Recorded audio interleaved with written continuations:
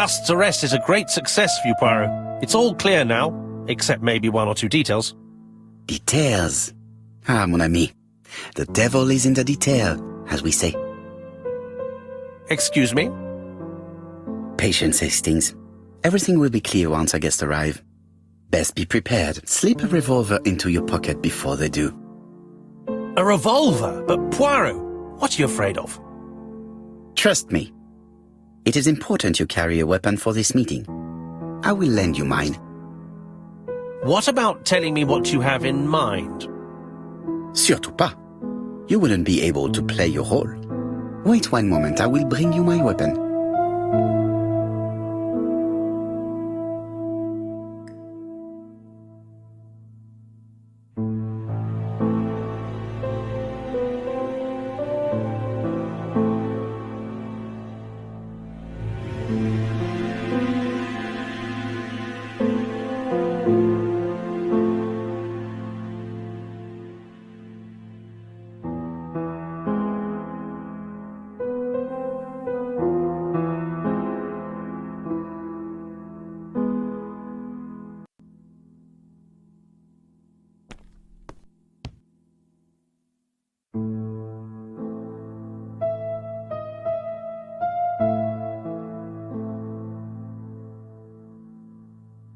Hastings' photo album.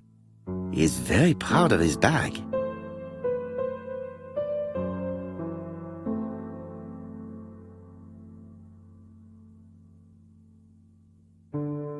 Churston, Devon, population 500 inhabitants.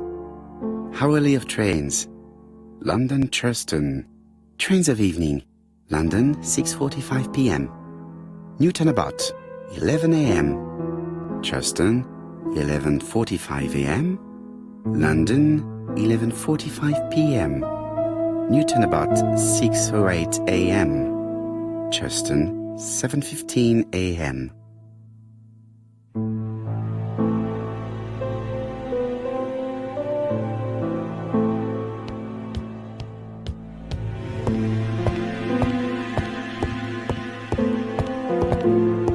The white ammunition are blank cartridges. The others are real bullets.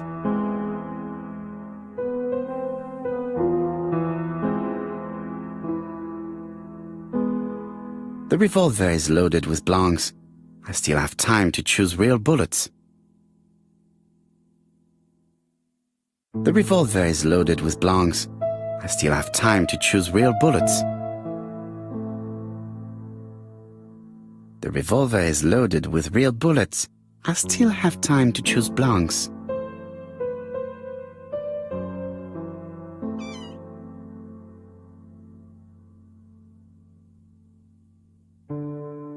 The white ammunition are blank cartridges.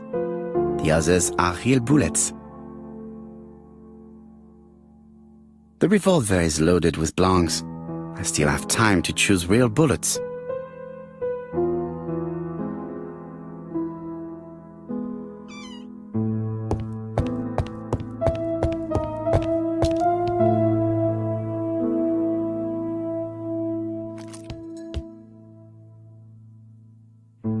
Voila, I entrust you with my weapon. It has hardly been used, it is almost new.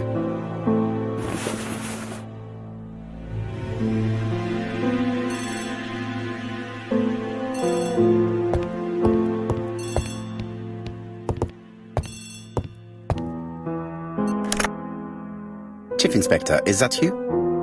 Yes. Sorry, but we haven't found anything. Have you checked the typewriter? And the packaging, the letter, and the ribbon reel. We've only found prints left by Cust and his landlady. Well, never mind, I shall make do. So, are you still going to hold your meeting? Of course, Chief Inspector. I can hear my guest coming up the stairs. Why have you brought us here, Mr. Poirot? Since Cust's arrest, I thought it was all done and dusted. Miss Gray formally identified him, as well as Miss Barnard. Yes, and the stockings he saw drove the same brand as the ones found at my aunt's. This is all true. However, a case is not closed if some questions remain open. And one question is, why did the murderer send me his letters? Why did he challenge me, Hercule Poirot? Perhaps he wanted to play with you, to taunt you. Xenophobia? Maybe he didn't like you because you're foreign. I may be wrong, but maybe by provoking you he was looking for glory? All these theories should be studied. Let us now try and get our brain cells to work.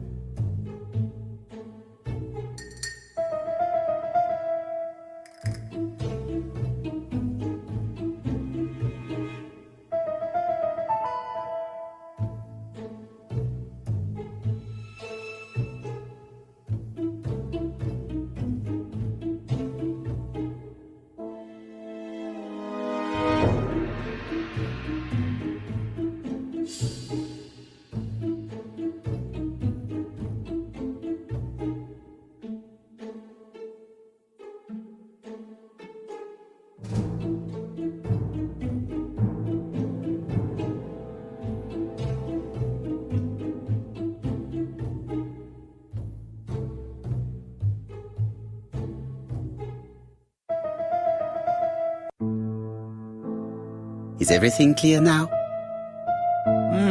You might like to explain your reasoning again. Of course. First of all, remember that the murderer made it a rule to always post his letter before the murder. He never digressed from that rule. However, in Churston, he encountered a problem. The village has only 500 inhabitants. With advance warning, it would be easy to arrest him. Therefore, the murderer delayed his letters deliberately with the wrong address.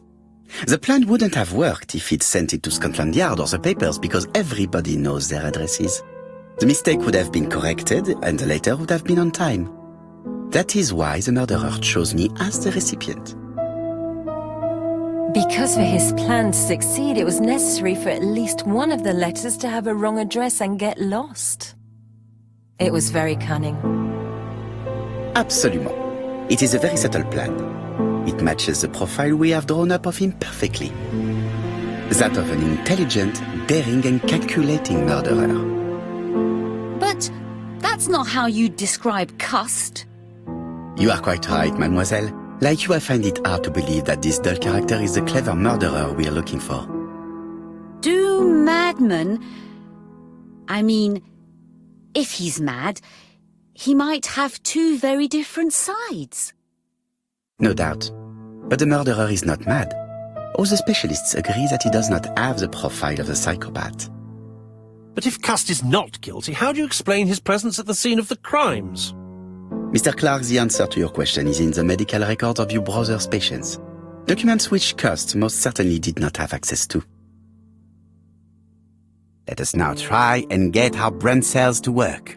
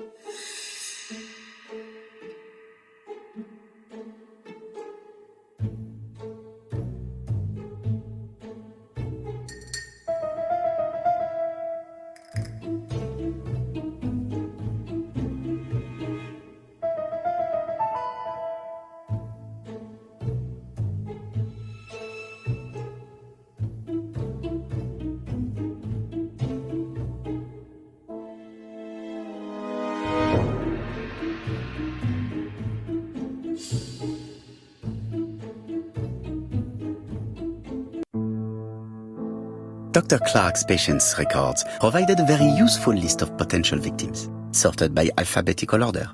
The killer definitely used it, explaining the fact that all the victims were former patients of the doctor. It is this fact that clears Cust once and for all, because he never had access to these records. So how did he happen to be at the scene of the crimes? Either the murderer sent him there, or Cust was following him closely. Cust's highly suggestible nature leads us to the second hypothesis. The murderer was manipulating him. He systematically sent Cust to the towns where he was going to strike, so that the suspicion would land on the poor man's shoulder. That's evil. What sort of killer could have such a plan? And what would he gain from 3 completely different murders? Indeed, it seems unlikely that the same murderer committed all the crimes. What should we take from that?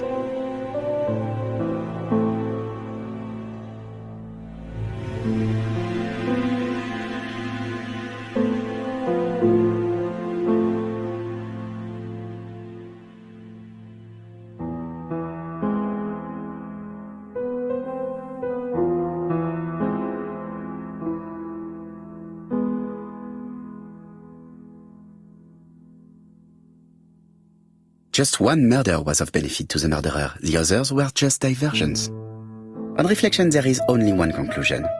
The murderer killed once out of interest, and twice to divert our attention. This reasoning points at 2 potential culprits. Franklin Clark. Donald Fraser? Yes, mademoiselle, that's good thinking. Mr. Fraser may have killed Betty out of jealousy. Mr. Clark may have killed his brother in order to inherit his large fortune. Both have a motive. But Donald did not have access to Dr. Clark's records. Please allow me to disagree with you, mademoiselle.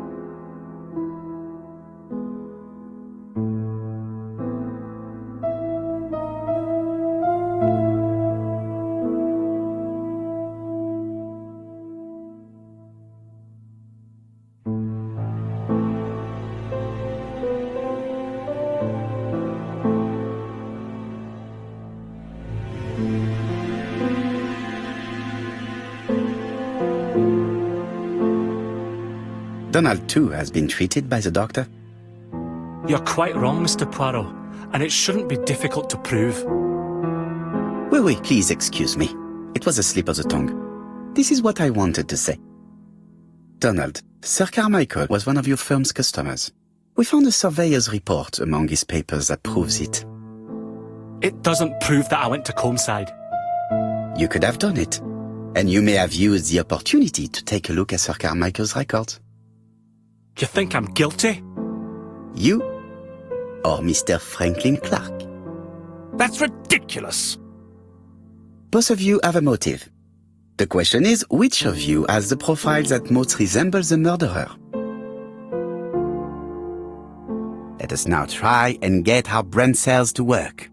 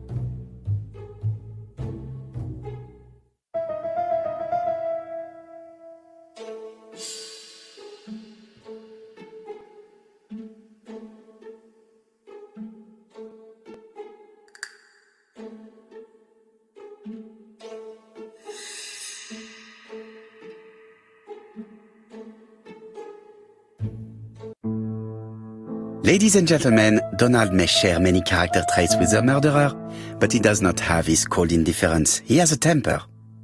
It is hard to imagine him planning anything. Also, jealousy is his motive, and crimes of passion are rarely planned. Right, I suppose it's my turn to be subjected to the same scrutiny. Absolument, Mr. Clark. Let us now try and get our brain cells to work.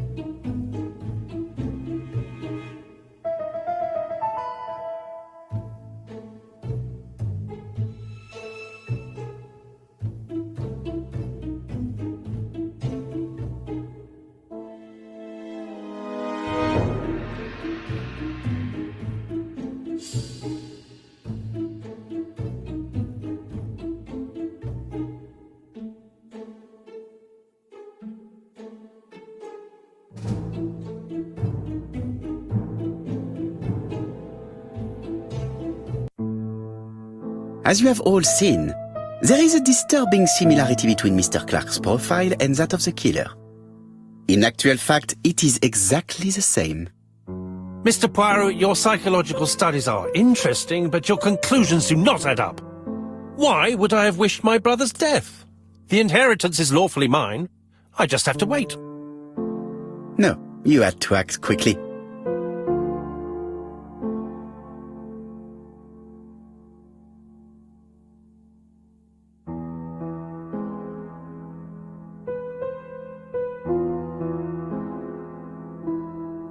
Because you are incapable of waiting. Really? Well, I am no murderer. You presented him as being a cold and patient schemer. Certes, normalement. But Lady Clark's imminent death precipitated events. Mademoiselle, although you haven't been telling the truth, there is no doubt in my mind that you would have found a way to marry Sir Carmichael after Lady Clark's death. For you, Mr. Clark, it was a disaster. If Miss Grey had children by your brother, you would not have inherited a thing. You realized the danger after reading several letters from Comside, especially one in which your brother opened his heart to you. So you hurried home from China, and you took action. In truth, Cust was no more than a puppet manipulated by the real culprit. You, Mr. Clark. Such an imagination, Mr. Poirot. In fact, nobody manipulated Cust. The famous instructions he received by post. He wrote them on the typewriter. We know that for sure. Oh no, you know perfectly well. That is not true. Eh bien voilà, light has now been shed on the A.B.C Murders. Your theories are ingenious, but you haven't any proof. One point to him. For the moment, I have no material proof. Either I admit to it, or I bluff.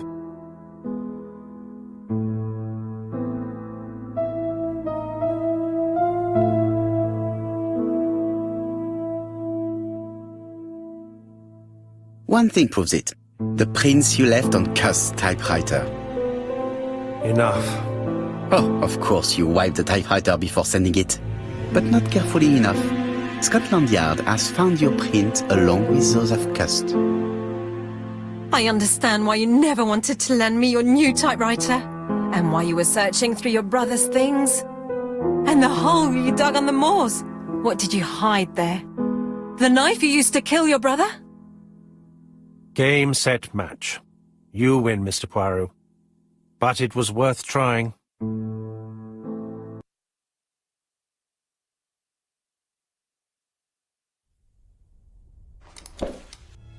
Don't come near me! I'll never let you take me, Mr. Poirot!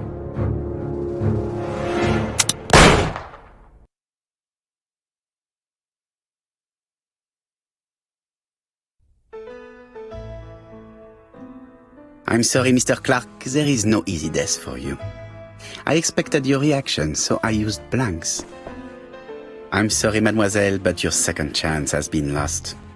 Franklin Clark will never inherit his brother's fortune.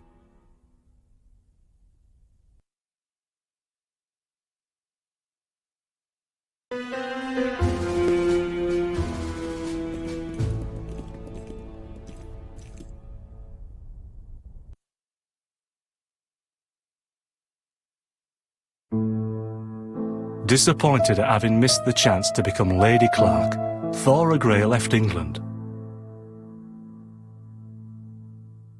Donald Fraser and Megan Barnard married. On Poirot's recommendation, Mary Drower started to work for Lady Clark. The elderly lady's condition suddenly took a turn for the better. And a few months later, to Dr. Logan's great surprise, she was back on her feet again. According to this eminent physician, it appears to be an extremely rare case of spontaneous remission. Lady Clark has enjoyed very good health ever since.